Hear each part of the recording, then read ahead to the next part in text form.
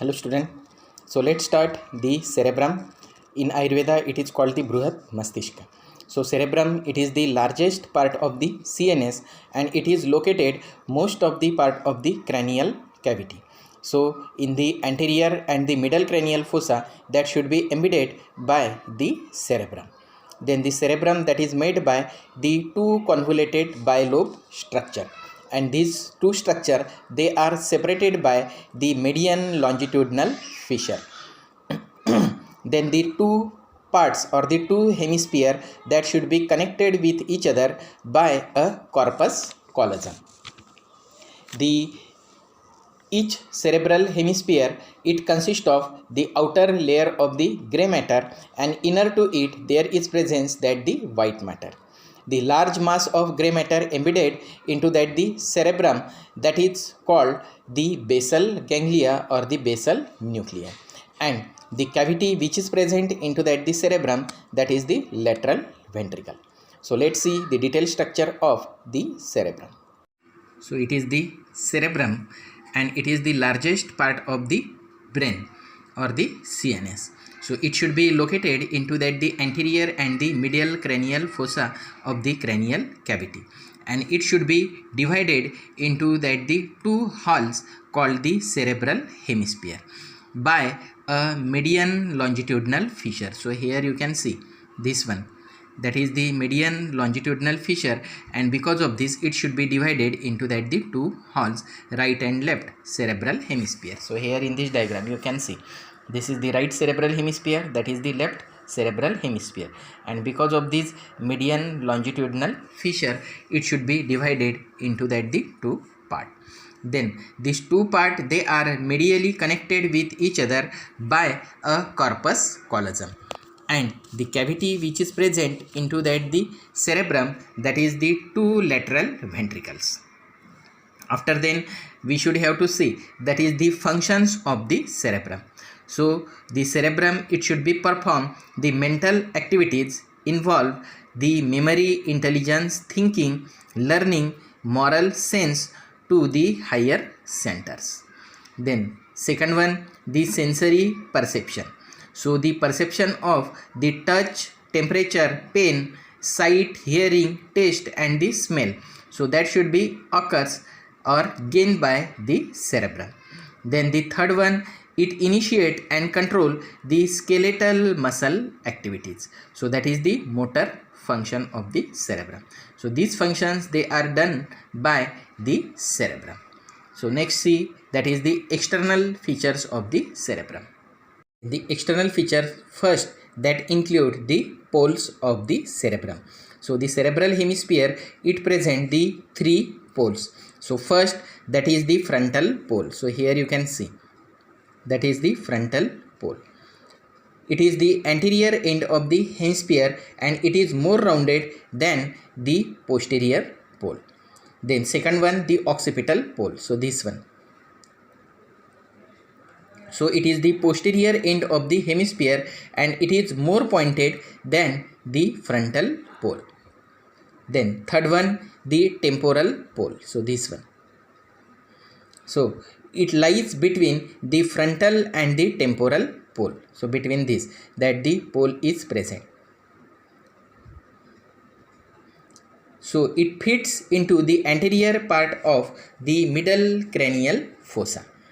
So these are the three poles, the frontal pole, the occipital pole and the temporal pole. After then we should have to see that is the surfaces of the cerebrum. So each cerebral hemisphere have the three surfaces. So first surface, that is the superolateral surface. So here you can see that is the superolateral surface. So this one. So it is most convex and most extensive. It faces upwards and laterally. Then second one, it is the medial surface. So here in this diagram you can see that is the medial surface. So this one. So it is flat and the vertical and it presents a thick C-shaped cut surface of the corpus callosum. So here you can see this one, C-shaped corpus callosum, and throughout that the corpus callosum, that is the two cerebral hemisphere, they should be connect with each other. Then the third one, that is the inferior surface. So here you can see this is the inferior surface. So it is the irregular surface which is present on the inferior side, and it should be divided into that the two surfaces by a horizontal groove or the sulcus. So the anterior part, it is called the orbital surface. So here you can see this one, orange color surface, it is called the orbital surface. So this one, and the posterior large part, it is called the tentorial surface. So this one, that blue color surface, it is called the tentorial surface. So it should be divided by the deep horizontal groove. So this one. So because of the horizontal groove, that is the inferior surface is divided orbital and the tentorial surface.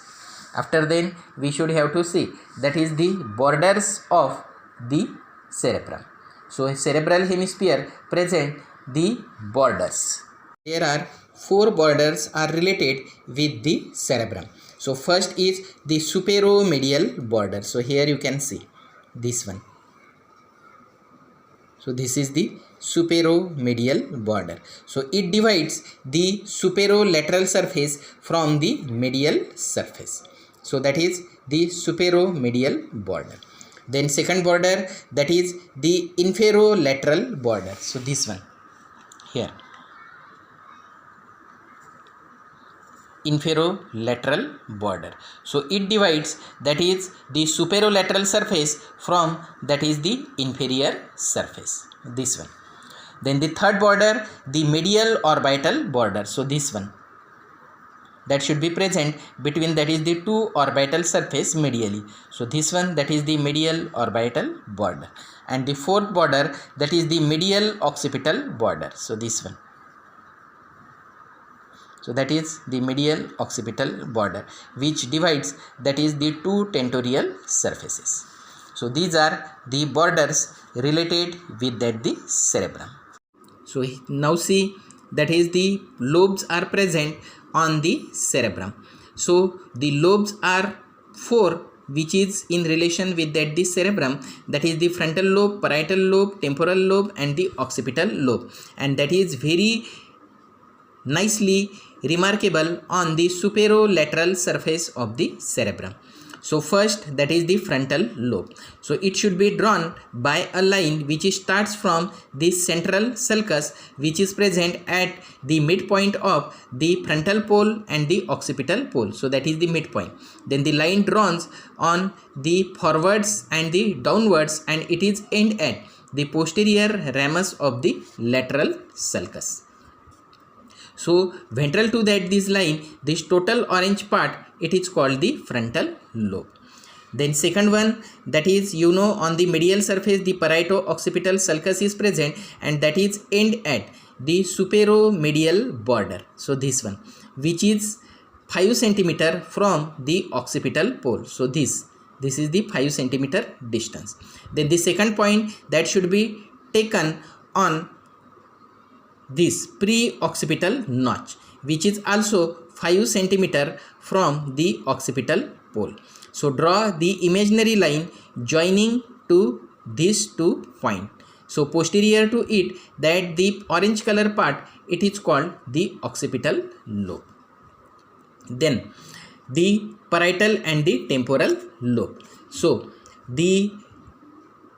on the lateral side, that is the lateral sulcus is present. So from the posterior ramus of the lateral sulcus, one imaginary line should be drawn which goes on the posteriorly and attached to the middle part of the first imaginary line.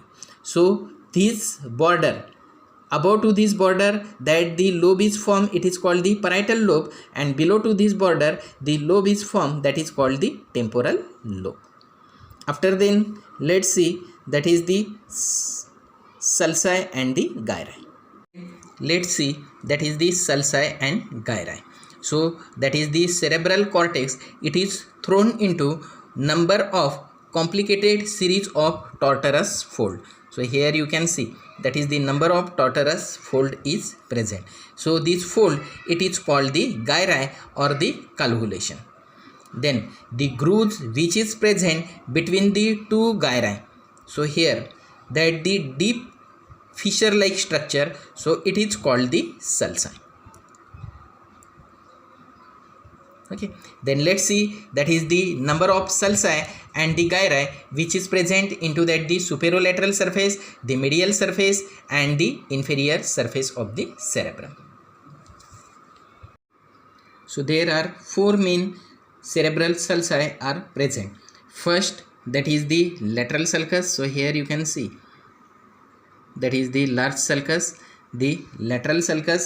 Then second one, that is the central sulcus. So here you can see this is the central sulcus, that two sulcus that should be present on the superolateral surface, and the remaining two, that is the calcarine sulcus, that should be present on the medial surface.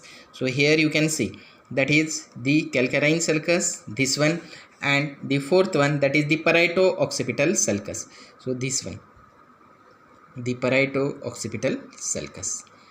So let's see that is the lateral sulcus. So here that is the lateral sulcus. So it is the most conspicuous of all the central sulci and has stem have the three rami.